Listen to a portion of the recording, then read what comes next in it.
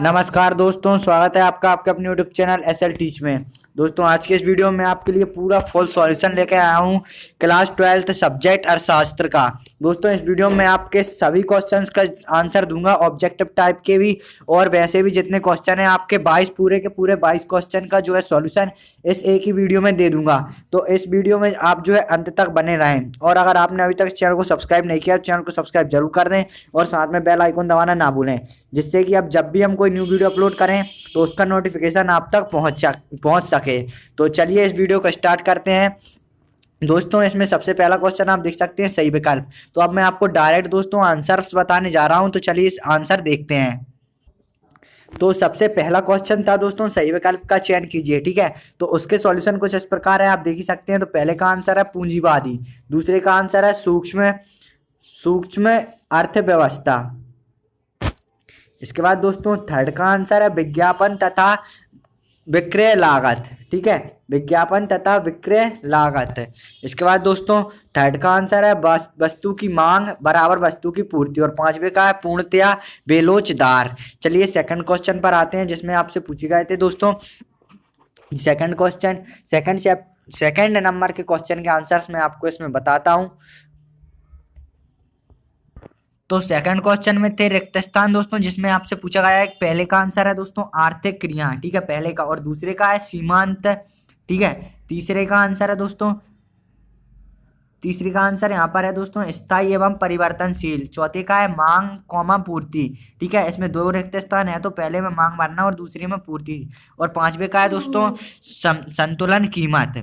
चलिए third number के question पर आते हैं जो आपसे इस एग्जाम में पूछा गया था, जो कि था आपका सही जोड़ी बनाइए, जिसमें पहले का आंसर है दोस्तों समक्रय वस्तुएं, ठीक है, दूसरे का आंसर है वस्तु का विक्रय मूल्य क्रय विक्रय, ठीक है, चौथा है दोस्तों योग करने की क्रिया, और यहाँ पर पांचवा है दोस्तों सीमांत उपयोगिता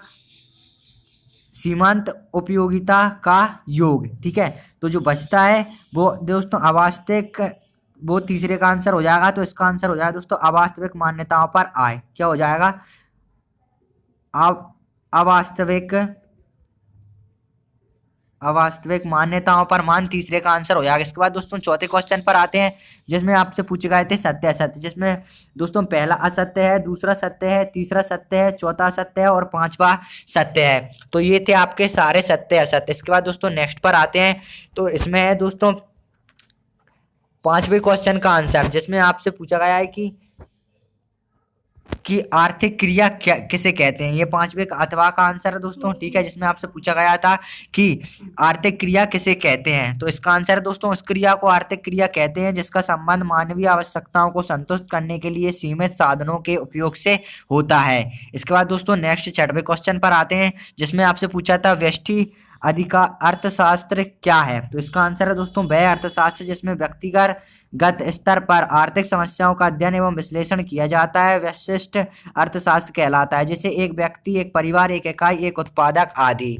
दोस्तों नेक्स्ट आते हैं सातवें क्वेश्चन में, जिसमें आपसे पूछा गया था कि अल्पाधिकार क्या है। तो अल्पाधिकार का आंसर आप देख सकते हैं अल्पाधिकार बाजार की वह स्थिति है जिसमें वस्तु विशेष के थोड़े से विक्रेता होते हैं तथा प्रत्येक विक्रेता का व्यवहार न केवल दूसरों फार्मों की कार्यवाही को प्रभावित करता है बल्कि दूसरे फार्मों की कार्यवाही स्वयं उसके व्यवहार को प्रभावित किया करती है। इस प्रकार अल्पाधिकार विक्रेता एक दूसरे पर निर्भर होते हैं। तो ये था दोस्तों अल्पाधिकार का परिभाषा। नेक्स्ट आते हैं दोस्तों आठवें क्वेश्चन पर, जिसमें आपसे पूछा गया था संतुलन कीमत क्या है। तो इसका आंसर है दोस्तों किसी वस्तु की कीमत मांग और आपूर्ति की शक्तियों द्वारा किस प्रकार निर्धारित होती है कि बराबर हो, उसे संतुलन कीमत कहते हैं। संतुलन कीमत पर वस्तु की मांगी गई मात्रा उसकी आपूर्ति की मात्रा के बराबर होती है, वस्तु की मात्रा संतुलन मात्रा कहलाती है। 9th नंबर क्वेश्चन पर आते हैं दोस्तों, जिसमें आपसे पूछा गया है कि दोस्तों इसमें जो है पूछा गया है कि सीमांत लागत क्या है, ठीक है। तो वस्तु की एक अतिरिक्त इकाई निर्मित करने की लागत सीमांत लागत कहलाती है। सीमांत लागत से आय परिवर्तनशील लागतों अर्थात मूल लागत तथा परिवर्तनशील ऊपर रिव्यूओं के योग से है। 10वें क्वेश्चन पर आते हैं दोस्तों। 10वें क्वेश्चन में आपसे पूछा गया था जी 10वें का अथवा का आंसर है कि सकारात्मक आर्थिक विश्लेषण का एक उदाहरण दीजिए। तो इसका उत्तर है दोस्तों सकारात्मक आर्थिक विश्लेषण के अंतर्गत हम यह अध्ययन करते हैं कि विभिन्न कार्यविधियां किस प्रकार कार्य करती हैं। इसका उदाहरण है दोस्तों जब हम कहते हैं कि कीमत के बढ़ने से मांग की मात्रा कम हो जाती है और कीमत कम होने से मांग की मात्रा बढ़ जाती है, तो ये सकारात्मक आर्थिक विश्लेषण है। इसके बाद दोस्तों 11वें क्वेश्चन पर आते हैं। तो 11वें क्वेश्चन में था क्या उपयोगिता मापनी है स्पष्ट कीजिए। तो इसका आंसर है दोस्तों उपयोगिता को द्रव्य के पैमाने से मापने के संदर्भ में मार्शल ने कहा है कि किसी वस्तु की इकाई के उपभोग से वंचित रहने की अपेक्षा उस वस्तु की इकाई के लिए जितना मूल्य देने की तत्परता रहती है वही उस वस्तु से प्राप्त होने वाली उपयोगिता का मौद्रिक माप है। इसके बाद दोस्तों नेक्स्ट क्वेश्चन पर आते हैं 12वें पर, जिसमें आपसे पूछा गया था कि 12वें क्वेश्चन में कि हीन वस्तुओं के संबंध में मांग वक्र का ढाल, ठीक है, अथवा वाला आंसर है दोस्तों योगिता क्या मांग वक्र धनात्मक ढाल वाला हो सकता है। तो इसका आंसर है दोस्तों हीन वस्तुओं के संबंध में मांग वक्र का ढाल ऋणात्मक होगा, जैसा कि गिफिन वस्तुओं के संबंध में होता है। ज्यों ज्यों उपभोक्ता की आय बढ़ती है त्यों तो वह ऐसी वस्तुओं की मांग को घटा देता है, अतः हीन वस्तुओं के लिए आय प्रवाह ऋणात्मक होता है। नेक्स्ट क्वेश्चन पर आते हैं दोस्तों, जो कि हमारा 13वां।